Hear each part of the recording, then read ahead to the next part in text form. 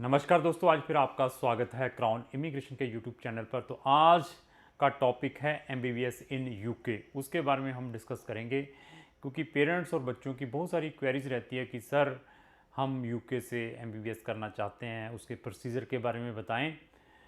तो यूके में एमबीबीएस में एडमिशन लेना it is really very very tough, बहुत टफ़ है कंपेरेटिवली। अगर आप इंडिया का जो नीट एग्ज़ाम देते हैं, जैसे इंडिया में सीट लेनी बड़ी मुश्किल है एमबीबीएस की, इसी तरीके से इंडिया से भी ज़्यादा टफेस्ट है वहाँ पर एडमिशन लेना वहाँ की यूनिवर्सिटीज़ में एमबीबीएस में। उसका भी कुछ कारण है, वो भी हम डिस्कस करेंगे। क्योंकि जिसने भी एज ए डॉक्टर प्रैक्टिस करनी है यूके के अंदर तो उसको पी लैब क्लियर करना पड़ता है। तो पी लैब की मेरी एक सेपरेट वीडियो है हमारे चैनल के ऊपर, ब्रोज़ करके आप देख सकते हैं कि अगर आपने एमबीबीएस किसी भी कंट्री से की हुई है तो यूके में एज ए डॉक्टर आपने प्रैक्टिस करनी है तो किस वे से कर सकते हैं, तो उसके लिए क्या क्या रिक्वायरमेंट रहती है, तो वो उसको आप चेक कर सकते हैं। वहाँ पर एडमिशन लेना क्यों टफ़ है, कारण ये है कि वहाँ पर हर एक यूनिवर्सिटी के अंदर लिमिटेड सीट्स रहती हैं, चाहे उनके डोमेस्टिक स्टूडेंट्स हैं चाहे इंटरनेशनल स्टूडेंट्स हैं। तो उनके लिए उन्होंने बहुत सारे क्राइटेरियाज रखे हुए हैं, रिक्वायरमेंट्स हैं इंटरनेशनल स्टूडेंट्स के लिए। वो क्या क्या है उसके बारे में डिस्कस करेंगे। वहाँ की डोमेस्टिक स्टूडेंट्स को क्या फ़ीसिस लगती हैं और इंटरनेशनल स्टूडेंट्स को क्या फ़ीसिस लगती हैं, उसके बारे में हम डिस्कस करेंगे। तो इस वीडियो के देखने के बाद फिर आप एनालाइज़ करें कि क्या आपका बच्चा इन सब स्टेजेस को क्लियर कर सकता है, तो तब आप हमें संपर्क करें। हाँ, आपको लगता है कि आपका बच्चा ये सारी स्टेजेस को कर सकता है तो फिर आप हमें संपर्क करें, तो मैं 100% आपकी हेल्प करूंगा। और मेरा मोटो ये नहीं रहता कि मैं आपको यूके के नाम पर रजिस्टर्ड करूं और बाद में यूक्रेन भेज दूं। और जो भी कंट्रीज़ के लिए हम केस लेते हैं पहले उसका हम फैक्ट बताते हैं, आइदर थ्रू वीडियो, जहाँ जब हमारा काउंसलिंग सेशन चलता है, जब क्लाइंट्स जहाँ बच्चे या उनके पेरेंट्स फिज़िकली हमारे ऑफिस में आते हैं, उसके सारे हम एडवांटेज डिसएडवांटेज बताते हैं कि ये उसके अंदर ऑब्स्टेकल्स हैं, इसको क्लियर करने पड़ेंगे। वो ऑब्स्टेकल्स क्या हैं यूके में एडमिशन लेने के? सबसे पहले बच्चे के academic percentage it is very important. अगर आपके परसेंटेज 80% से कम है तो आप यूके की किसी भी यूनिवर्सिटी में एडमिशन नहीं ले पाएंगे एमबीबीएस में। तो 80% या 80% से ज़्यादा है पीसीबी, फिजिक्स, केमिस्ट्री, बायो, लेकिन वो सुपर मेडिकल वाले स्टूडेंट को ज़्यादा प्रेफर करते हैं। मैथ भी आपके पास हो तो तब ज़्यादा प्रेफरेंस मिलती है। और परसेंटेज मैंने आपको 80% बता दिया। अगर आपके 80% से कम मार्क्स हैं तो आपकी एलिजिबिलिटी नहीं है, अप्लाई नहीं कर पाएंगे वहाँ की काफ़ी यूनिवर्सिटीज़ में। वहाँ पर हमारे पास 10 से 12 यूनिवर्सिटीज़ हैं यहाँ पर एमबीबीएस इंटरनेशनल स्टूडेंट्स को प्रोवाइड की जाती है। सबसे पहले ये एक मेन फर्स्ट हर्डल है, इसमें आज की डेट में लोग बच्चे ले ही लेते हैं 80%। तो दूसरी मेन हर्डल है आपकी आईलेट्स रिक्वायरमेंट। तो आईलेट्स में आपके ओवरऑल 7 बैंड होने चाहिए। अगर आपके 7 बैंड नहीं है तो तब भी आपकी एलिजिबिलिटी नहीं बनती। तो this is the second hurdle. तो इसके बाद हमारे पास जो थर्ड हर्डल है वो है आपका यूकैट एग्ज़ाम। एक वहाँ पर यूनिवर्सिटी क्लिनिकल एडमिशन टेस्ट होता है, तो उसको भी बच्चे को क्लियर करना पड़ता है।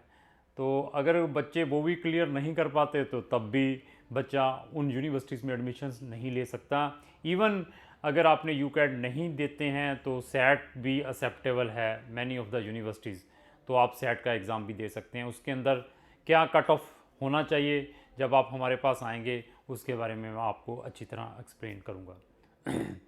और फोर्थ हर्डल जो है वो है इंटरव्यू। इंटरव्यू के अंदर बहुत कुछ पूछते हैं, वहाँ पर उनकी कंप्लीट टीम्स रहती हैं, मतलब ऑनलाइन इंटरव्यूज चलती है स्काइप के ऊपर। तो उसको देखने के बाद फिर ये सारा सिलेक्शन प्रोसीजर होता है। तो ये तो 4 मेन मैंने हर्डल्स बता दी हैं। इसके अलावा आपका मोटिवेशन लेटर, जो आपने अपना मोटिवेशन लेटर जिसको हम स्टेटमेंट ऑफ पर्पस, जब आपने अपना एडमिशन रिस्पेक्टिव यूनिवर्सिटीज़ में अप्लाई करना है वो आपने कैसा बनाया हुआ है, दैट इज़ वेरी इंपॉर्टेंट। इन सभी डॉक्यूमेंट को देखने के बाद वहाँ की जो यूनिवर्सिटी है या वहाँ की जो टीम है वो डिसाइड करती है कि आपको एडमिशन देना है या नहीं देना। ये इतनी हर्डल आप देख लीजिए। अगर आपका बच्चा इन सब हर्डल्स को क्लियर कर सकता है तो आप हमें इमीडिएटली संपर्क करें, हम आपका वहाँ पर 100% हेल्प करेंगे। वहाँ की 6-7 यूनिवर्सिटीज़ में आपका एडमिशन्स अप्लाई करेंगे। ये नहीं है एक ही यूनिवर्सिटी के ऊपर हम डिपेंड लेकर बैठते हैं। तो इवन यूके के जो डोमेस्टिक स्टूडेंट्स हैं उनको भी एमबीबीएस के लिए वहाँ पर सीट नहीं मिलती, वो भी बेचारे फॉरेन कंट्रीज़ में आकर एमबीबीएस करते हैं। क्योंकि ये सारा डाटा हमारे पास आता रहता है, क्योंकि हम अपने जो इंडियन स्टूडेंट हैं डिफरेंट यूनिवर्सिटीज़ में भेजते हैं, तो वहाँ का भी हम फीडबैक लेते हैं, चाहे वो बेलारूस है, चाहे वो रशिया है, चाहे वो यूक्रेन है, चाहे वो अर्मीनिया या जॉर्जिया, चाहे वो फिलिपीन है, तो उनसे भी हम अपना फीडबैक लेते हैं, चाहे वो साइप्रस है। तो वहाँ की यूनिवर्सिटी से भी हम ये ज़रूर पूछते हैं कि आपके पास कितने इंटरनेशनल स्टूडेंट्स पढ़ रहे हैं, तो मैक्सिमम कौन सी कंट्रीज से हैं। तो वो हमें फिर बताते हैं कि उनके पास फर्स्ट वर्ल्ड कंट्रीज़ के भी स्टूडेंट पढ़ने के लिए आते हैं। तो हम उनसे पूछते हैं कि कौन सी कंट्री, वो बताते हैं यूके से भी आते हैं, यूएसए से भी आते हैं, ऑस्ट्रेलिया और न्यूजीलैंड से भी आते हैं, जो वहाँ के सिटीजन हैं। तो वहाँ से हमें ये सारा डाटा मिलता रहता है जो हम आपके पास शेयर करते रहते हैं। तो फिर अभी हम आते हैं वहाँ की इंटरनेशनल फीसिस के ऊपर। तो यूके में अगर आपका एडमिशन हो जाता है, तो अगर आपका बजट है अफोर्डेबल, तो तभी आप यूके जा पाएंगे। तो बजट क्या है, वहाँ पर जो साल की फ़ीस है वो 41,000 पाउंड से लेकर 45,000 पाउंड है। तो आप अप्रोक्स जे लेकर चलिए, वहाँ पर जो साल की फ़ीस है 40 लाख रुपया है, जो कि इंटरनेशनल स्टूडेंट्स के लिए हैं। जो वहाँ के डोमेस्टिक स्टूडेंट्स हैं उनको भी 10,000 पाउंड के इक्विवेलेंट फ़ीस प्रोवाइड करनी पड़ती है। तो वो 10,000 पाउंड मतलब 10 लाख रुपया उनकी फ़ीस है, जो वहाँ के डोमेस्टिक स्टूडेंट हैं। तो इंटरनेशनल स्टूडेंट्स के लिए 40 लाख रुपया साल की फ़ीस है और 5 साल की एमबीबीएस है। अगर आपका बजट 2.5-3 करोड़ का है, तो तब ही आप यूके से एमबीबीएस कर पाएंगे। इवन यूके की बहुत सारी यूनिवर्सिटीज़ इंटरनेशनल स्टूडेंट्स को स्कॉलरशिप भी प्रोवाइड करती हैं। पहले साल की तो फीस ये देनी ही पड़ेगी। जो फर्दर जो स्कॉलरशिप है वो डिपेंड है आपकी एकेडमिक के ऊपर, आपकी इंटरव्यू कैसी गई है, आप कैसे स्टूडेंट हैं उसके ऊपर है। तो वहाँ की जो यूनिवर्सिटीज़ हैं वो आपको फिर स्कॉलरशिप भी प्रोवाइड कर सकती हैं, लेकिन वो टोटल फ़ीस तो बेवकूफ़ नहीं करेगी। कोई 20% दे सकती है, 30% दे सकती है, 40% दे सकती हैं। ये सारी हर्डल्स हैं। अगर आपने यूके में एमबीबीएस करने के लिए जाना है, तो ये सारी की सारी जो प्रॉब्लम्स हैं, जो हर्डल्स हैं, इनको आपको क्लियर करना पड़ेगा। तो फिर लास्ट जो हर्डल है वो कौन सी है, visa. Visa is very important in UK. तो बाकी कंट्री से क्या, जितनी भी रशियन कंट्रीज है, मैंने बार बार बताता हूँ, वहाँ पे वीज़े की कोई प्रॉब्लम ही नहीं है। तो वहाँ पे तो इजीली वीज़ा मिलते हैं। यूके में वीज़ा लेने का प्रोसेस डिफरेंट है।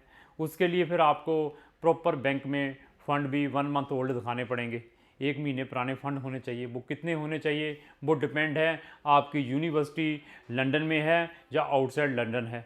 तो वो कैसे फ़ंड दिखाने हैं वो आप ये लेकर चलिए कि वहाँ पर जो उनकी रिक्वायरमेंट है, 1 साल के आपने मेंटेनेंस फ़ंड दिखाने हैं, खाने पीने रहने के। वो कितने हैं, वो 12 लाख से लेकर 14 लाख के हैं। डिपेंड है लोकेशन के ऊपर।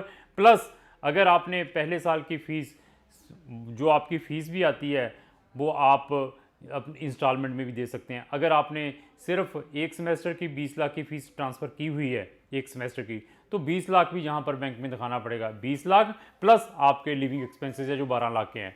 तो 20 और 12 ये 32 लाख रुपए आपको बैंक में भी दिखाना पड़ेगा। फिर यहाँ पर बच्चे को फिज़िकली एम्बेसी में भी जाना पड़ेगा। BFSN के वीज़ा फैसिलिटेट सेंटर बने हैं, अपने पासपोर्ट को लेकर अपॉइंटमेंट लेते हैं प्रायर, वहाँ पे आपके फिंगरप्रिंट होते हैं। फिर उसके बाद आपका वीज़ा आता है, फिर आप वहाँ पर अप्लाई करते हैं। तो यूके में एमबीबीएस करने का बेनिफिट ये है कि आप वर्ल्ड की किसी भी कंट्री में without any problem, without any वहाँ के लोकल एग्ज़ाम दिए बिना प्रैक्टिस कर सकते हैं, इंक्लूडिंग इन इंडिया। तो यूके की मैंने आपको सारी इन्फॉर्मेशन बता दी है। अगर आपने यूके में एमबीबीएस करनी है, तो अगर आप ये सारी रिक्वायरमेंट को फुलफ़िल करते हैं तो इमीडिएटली हमें संपर्क करें। इवन आपने वर्ल्ड की किसी भी कंट्री में एमबीबीएस करना चाहते हैं तो आप एक बार क्राउन इमिग्रेशन को जरूर संपर्क करें, क्योंकि क्राउन इमिग्रेशन इसके अंदर टेक्निकल है और हर एक कंट्रीज़ के बारे में नॉलेज रखती है। तो लास्ट से मेरी यही रिक्वेस्ट है कि अगर आपको ये मेरी वीडियो अच्छी लगती है उसको लाइक एंड शेयर करना ना भूलें। Thank you.